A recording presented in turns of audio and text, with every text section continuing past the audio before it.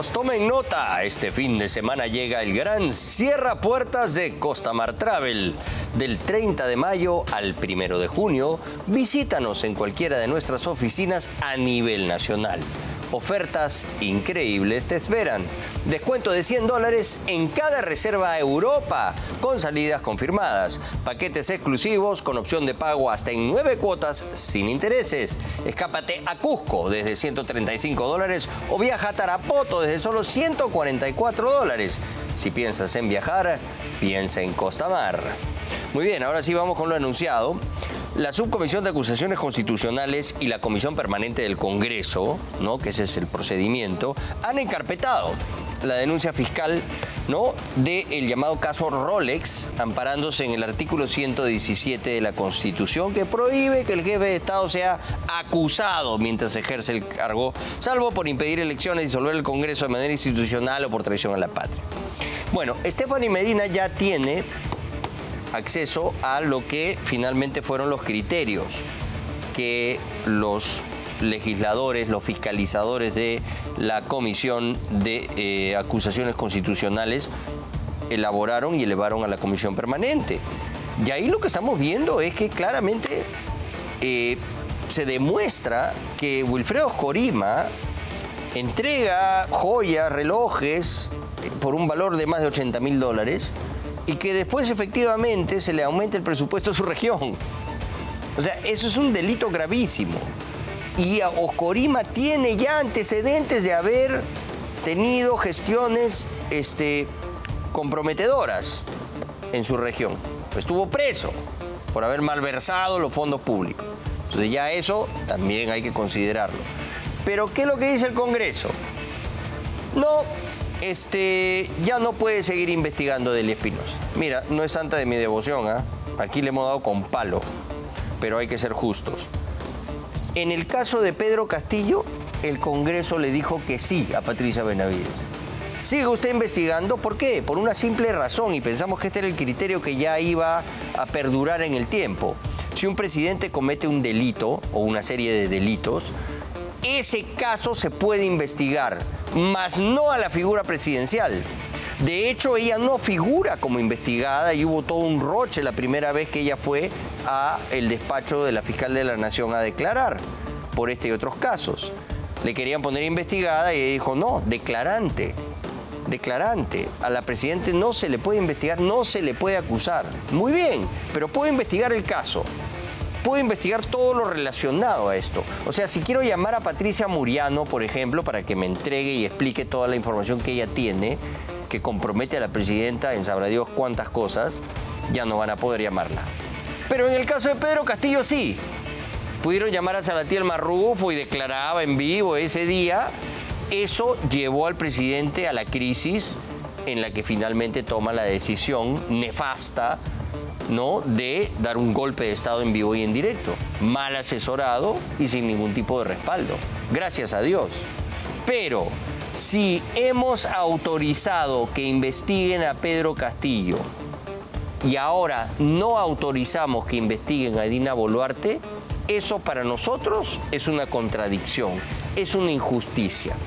Y aquí siempre vamos de la mano con lo que es correcto.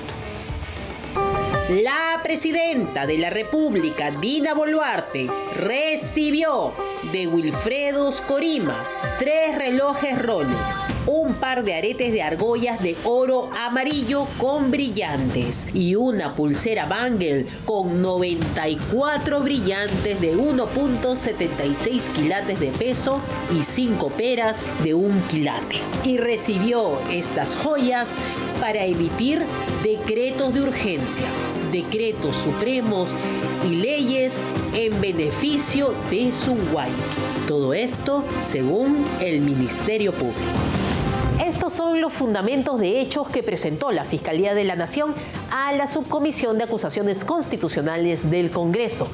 que recomendó por mayoría archivar el caso Rolex, decisión que fue aprobado con 14 votos a favor, 8 en contra y una abstención.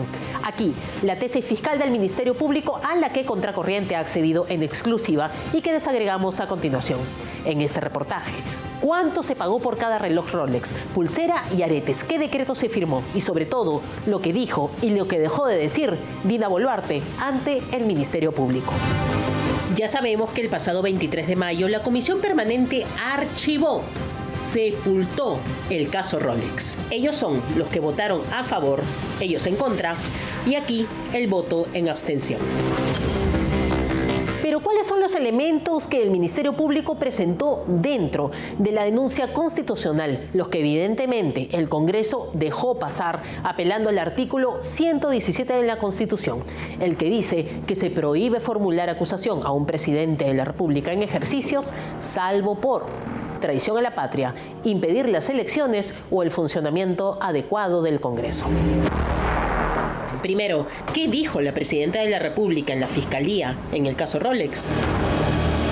En honor a la verdad, el señor Wilfredo Corima Núñez, mi amigo, a quien lo considero como mi hermano, me dijo en Palacio: Dina, eres presidenta y tienes que usar relojes bonitos porque estás viajando al extranjero y te estás reuniendo con otras autoridades de otros países. Y la presidenta del país, la primera mujer presidenta en 200 años de existencia de nuestra república, tiene que usar relojes bonitos.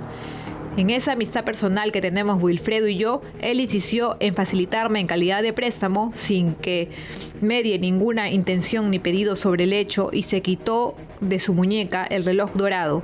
Me lo quiso regalar, yo me negué fehacientemente. Le dije: de ninguna manera, Wilfredo. Además, Carmen Giordano, secretaria de Boluarte, declaró bajo juramento lo siguiente. Pude presenciar una vez como que le iba a entregar un reloj, pero no sé si se lo llegó a entregar. La fecha no la recuerdo, puede ser hace casi un año, no recuerdo la fecha exacta, la hora en la tarde puede haber sido. Yo no estaba en la reunión, ingresó a despacho y ahí es que veo que estaba entregándole un reloj en la mano. ¿Pero cuánto costó cada regalo? Según los fundamentos de hecho presentados por la fiscal de la Nación, Delia Espinosa, para formular la denuncia constitucional consignada en el informe entregado al Congreso de la República, Wilfredo Corima hizo compra de 3 relojes Rolex, una pulsera Bangle y un par de aretes de brillantes, $88.094 en total, un aproximado de 325.947 soles en joyas. El Ministerio Público ingresó como medio probatorio 25 elementos de convicción. El reloj Rolex Datejust de 36 milímetros de oro rosa, entregado según Fiscalía el 31 de mayo del 2023. Estaría asociado a una boleta emitida ese mismo día a la Casa Banquero por $18.250. El par de aretes de argollas de oro amarillo con brillantes, entregado el 22 de junio del 2023 según Fiscalía y vinculado a una boleta de venta emitida por la Casa Banquero con el costo de $5.512, pagado con 2 tarjetas de crédito, un pago por $4.580 y otro por $432, más $500 en efectivo. La pulsera Bangle con 94 brillantes, 1.76 quilates de peso y 5 peras de 1 quilate, entregado presuntamente el 25 de julio del 2023, fue vinculado a una boleta de venta valorizada en $9.900 americanos. Y si esto le parece poco, atención a lo más caro. El reloj Rolex Datejust Oyster Perpetual, entregado presuntamente entre los días 7 y 18 de septiembre del 2023, estaría vinculado, según Fiscalía, a la boleta emitida a nombre de Wilfredo Corima Loja, hijo de Wilfredo Corima, comprado en la tienda virtual HomeShop por el precio de $26.215, pago que se realizó mediante transferencia bancaria. Todo indica que el Waiki sabe mover sus fichas muy bien. Y por último, pero no menos importante, un reloj Rolex Date President, entregado presuntamente entre los días 8 de noviembre del 2023 y 6 de febrero del 2024. Fiscalía lo asocia a una compra virtual por $20.217, incluido impuestos, pagado con tarjeta American Express. Luego de toda esta evidencia, igual el caso se fue al archivo en el Congreso sin opción a reclamo. Así venga de la Fiscalía. Que todas esas supuestas transferencias presupuestarias no se generaron en el gobierno de la presidenta Dina Boluarte, sino que generaron muchísimo tiempo atrás, incluso desde la presidencia de Ollanta Humala. Y por consecuencia no había una suerte de coincidencia entre artículo entregado e inmediatamente una transferencia presupuestada otorgada. Y es por esto que a Dina Ercilia Boluarte Segarra no podrá investigársele hasta el día siguiente que deje de ser presidenta. Todo indica que será el 29 de julio del 2026. Sí, pero no hay una norma constitucional que se considere una nulidad que están pidiendo. Entonces, hay que, por el momento, primero que todavía no nos llega a la subcomisión, hay que esperar para ver y responder a esa pregunta. Dina Boluarte acumula ya 36 denuncias constitucionales. Una de las más recientes es la del caso cirugías estéticas por el presunto delito de omisión de funciones. De cara al futuro, se proyecta una exmandataria con pensión vitalicia superior a los 35.000 soles mensuales, si es que prospera su pedido de aumento de sueldo, un nuevo rostro y el recuerdo de los días en que lucía relojes más costosos que un automóvil. Entonces, queda preguntarse no solo qué justicia le espera, sino también en dónde Dina Boluarte tendrá todos esos recuerdos. Porque al final, lo importante será dónde esta expresidenta de la República recordará todo lo vivido cada mañana. Bueno, aquí está pues este documento en el que finalmente ya deciden que no procede, ¿no?, formular la acusación contra la presidenta Dina Boluarte de conformidad con el artículo 117. Pero aquí hay varias cosas que analizar al detalle, por eso nos acompaña hoy el doctor Andy Carrión. ¿Cómo estás? Gracias por estar con nosotros. La primera pregunta es, ¿esto sí se permitió para poder seguir investigando los casos de corrupción durante el gobierno de Pedro Castillo? Muy buenas noches, antes que nada, Augusto, y gracias por la invitación. Buenas noches, gracias por estar aquí. Bueno, es evidente que existe un doble baremo para medir circunstancias similares en el Congreso de la República, ¿no? El alcance del artículo 117 que lo han presentado en el informe implica evidentemente de que un presidente no puede ser acusado, pero han habido circunstancias en el que el anterior presidente, Pedro Castillo, se había sido habilitado para poder seguir el trámite regular después de la formulación de la acusación. Pero yo creo que eso depende también de la fuerza de los votos, más allá del tema jurídico. Hemos visto cómo ahora también ustedes han presentado que el Congreso de la República, en un pacto implícito que existe con la Presidenta de la República, ha más bien realizado un análisis muy restrictivo de lo que implica el artículo 117 y que de ninguna manera una presidenta en ejercicio de sus funciones pueda ser acusada. Pero tampoco podía ser acusado Pedro Castillo, pero el criterio en ese momento, cuando estaba de fiscal de la Nación Patricia Benavides, era que un mandatario puede entrometerse usando el poder real que tiene y de repente intimidar a los testigos, borrar evidencia.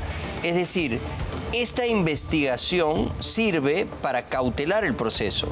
No vamos a acusar al presidente ni investigarlo, pero sí todo lo demás que rodea el proceso y encapsularlo para que después, cuando sí se les pueda procesar, esa información esté ahí y no haya sido manoseada por el poder de turno. Precisamente es un punto que durante estos días ya tendría que resolver el Tribunal Constitucional. Y lo que tú dices es cierto, Augusto, porque incluso la Corte Suprema, en uno de los recursos que ha presentado Pedro Castillo, ha cumplido con señalar de que ni siquiera un presidente en el ejercicio de sus funciones está por encima de la ley. Y que implementar una investigación preliminar hace precisamente que se cautele la prueba, ¿no? No es lo mismo solicitar a una entidad o una persona que declare o aporte una documentación un determinado momento y luego 5 años después. ¿no? La Exacto. prueba tiene que ser resguardada. Existe a veces peligro de demora, entregas o peligro simplemente en la consecución de Por la ejemplo, una de las principales testigos que va a colaborar con la justicia sabemos que es Patricia Muriano, brazo derecho de Dina Boluarte, que tiene la copia espejo del iPhone de la presidenta e información muy comprometedora de la cual solo sabemos una parte, ¿no? Ya, por ejemplo, la Fiscalía de la Nación no podría llamarla para que siga colaborando con la justicia después de esto. No, ya no.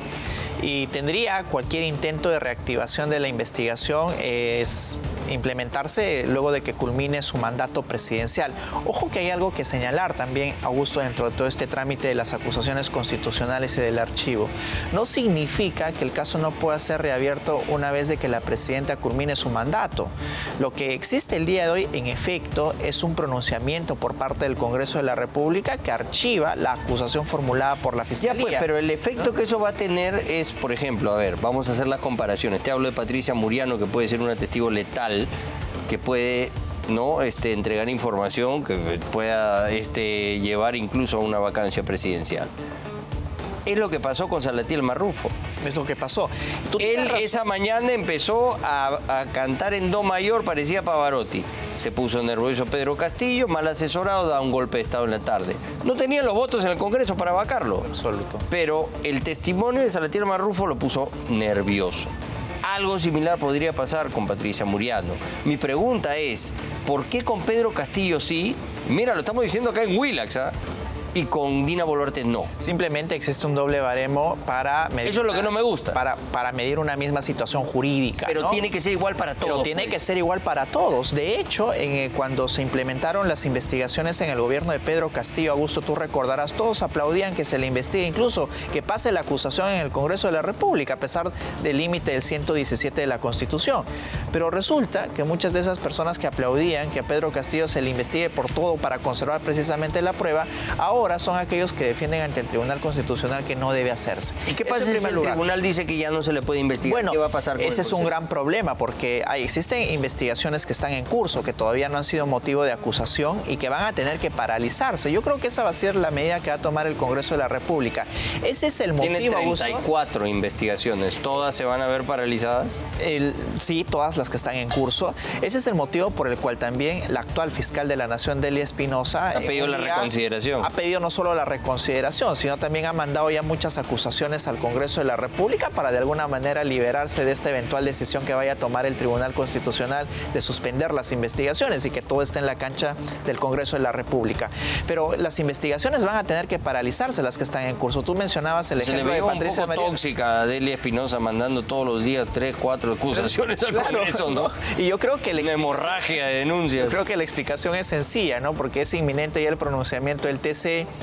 Es probable que decida suspender al menos en este gobierno las investigaciones y como la Fiscalía quiere liberarse de ellos y trasladar la responsabilidad al Congreso de la República, serán ellos quienes finalmente decidan. Políticamente eso, el efecto que va a tener sobre toda esta gente que está siendo engañada, sí, pero que tienen una percepción de que Pedro Castillo es una víctima.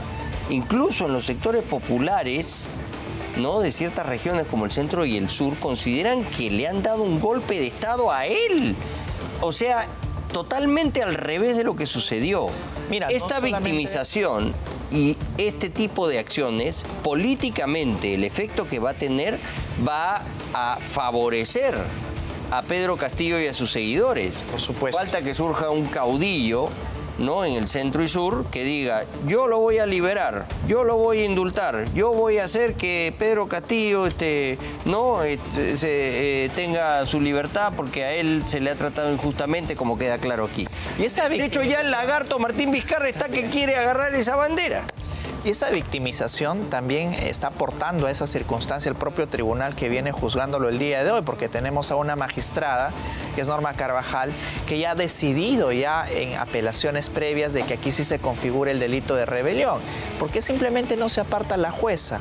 ¿Por qué los demás no desean en lo absoluto que la jueza salga del proceso y que ingrese algún otro u otra que garantice en efecto un adecuado procedimiento? Y lo dejan en este sin juicio? excusas. Y lo dejan sin excusas y puede venir una sentencia sentencia condenatoria que no va a tener ninguna posibilidad de prosperar en su cuestionamiento, por ejemplo, constitucional, ya sea nacional o incluso en las cortes internacionales. Así es que todos están aportando de alguna manera a la victimización, Augusto, del propio Pedro Castillo, incluyendo algunos que quieren sacar naturalmente réditos políticos. ¿Te parece peligroso lo que está pasando? Que el Congreso no está midiendo el impacto que esto puede tener y que piensan que Pedro Castillo ya está muerto. Pero Pedro Castillo no es Pedro Castillo. Pedro Castillo es un movimiento. Pedro Castillo es la cabeza visible, el títere de una facción de contestatarios que son rebeldes, que son difíciles, que son antisistema y que Lima no los está mirando para variar. Mira, sin ánimo de entrar muy minucioso y profundamente al ámbito político, si tú sacas cuentas de quienes ganaron realmente las elecciones, fueron el Partido Perú Libre con Pedro Castillo, Dina Boluarte. Sacaron a Pedro Castillo y no se implementó ninguna política del partido que ganó, y totalmente distanciada de esa propuesta, que felizmente fue así, Dina Boluarte más bien está ahora en el pacto con los que ahora gobiernan. Y la legitimidad y la proyección a las propias elecciones ya se están dando ahora, Augusto. ¿Cuánto de porcentaje de aprobación tienen los propios congresistas y los partidos que ahora conforman en su mayoría el Parlamento? Y con este tipo de blindaje siguen y sobre todo que gran popularidad. parte de la ciudadanía que ha votado por esa opción, nos guste o no, simplemente han visto traicionadas sus expectativas frente a la política que se ha ido implementando. Y es muy peligroso lo que va a suceder en las próximas elecciones, porque ¿qué va a pasar con esas personas desengañadas con una propuesta política que al menos en lo mínimo no se aplicó? Yo creo que no se está midiendo bien ello, Augusto, y un Antauro Humala, aunque ahora todavía no puede postular por las restricciones políticas propias, algo peor podría aparecer en las próximas elecciones. Muchas gracias, Andy, por haber estado con nosotros. Augusto. Y se nos ha agotado el tiempo, le damos pase a Milagros Leiva Entrevista, como siempre.